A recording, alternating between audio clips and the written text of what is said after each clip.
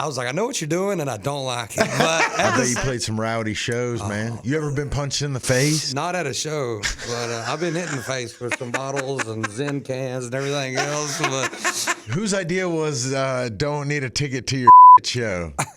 I'd like to say it was mine, and I've drank a lot since then, so my memory's pretty bad. But I don't know, man. That was kind of.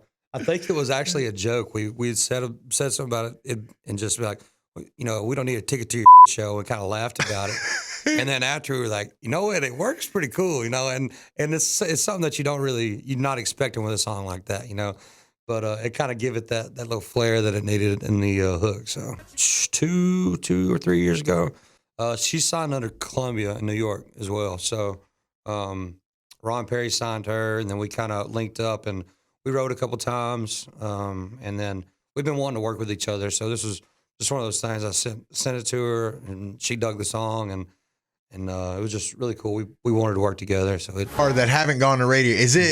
Are you okay with this one being the one that was the chosen? Yeah, absolutely. I mean, it could have been any of them, and I'd have been just as grateful. But like I said, you never know which ones are going to be the ones. The ones I thought were going to be a lot bigger just didn't pop off the way we expected them to. But that's just making music, and hopefully we get 15 more in the coming years. It's that's the good part about writing songs and making music is, if one doesn't work, then you got more time to make some more. I bet you played some rowdy shows, man. You ever been punched in the face? No, not at a show, but I've been hit in the face with some bottles and Zen cans and everything else. But no, man, we've had some rowdy ass times, man. Texas gets down. You can almost bet your ass that it's going to be a fight at every show. So I just go ahead and pre-warn them before we even get on stage. You're probably going to go to jail, so just take that shit outside. Now, country artists out of Texas, a lot of times the fans are like indie fans in a sense, and a lot of times when you make it, some of those fans will turn against you and per se and be like, "Yo, now you're making it in the big blah blah blah mainstream." Right? Yeah. What do you say to those fans, and how do you move on from that? Man, we've had a really loyal fan base from the very beginning, and I think they've kind of gotten past the whole Texas country, Nashville country deal, especially the way country music has grown these days. But our fan base has been really loyal, and we haven't strayed too far away from our original sound. We've actually got out there and touched stuff that we probably wouldn't have done if we stuck around in Texas, but we've kind of kept the same what we started out with, and I think they've kind of noticed that, and they've been cool about it. Have you met any of your Texas country heroes? Yeah, man. So Randy Rogers and Wade Bowen and Pat Green and all those guys. I can pick up the phone anytime and give them a call, and so it's really cool, and just getting to grow up listening to them. Those guys being your idols, and kind of constructing your whole pretty much everything that you do on stage and songwriting wise and everything.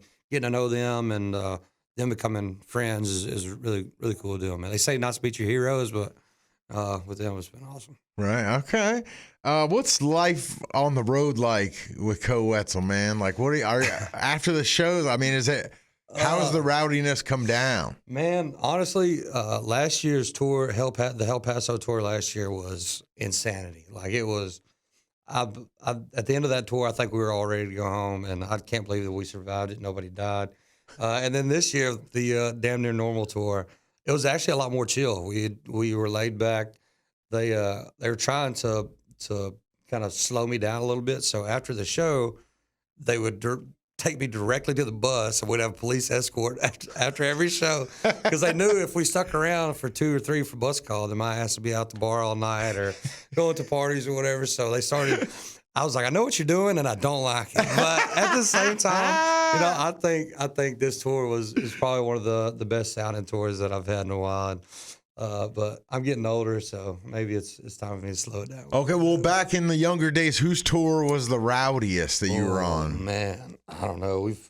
Me and Hardy had a week-long acoustic tour in Texas.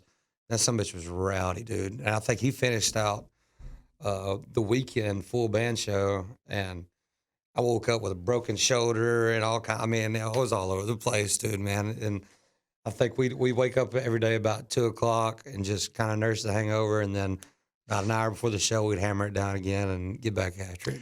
Kind of like a pro wrestler in the 90s, man. Dude, I'm telling you. Tell me about a fan that you've met that you'll never forget. Ooh, man.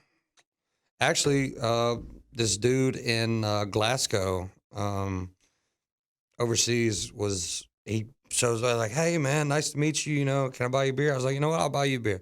Appreciate you coming out. He goes, man, I got to show you this. And he pulls up his leg, and his whole calf muscle is my face. Me swinging a Jack Daniels bottle. And I'm like, it was a pretty damn good picture, too. I was like, man, the tattoo guy's awesome.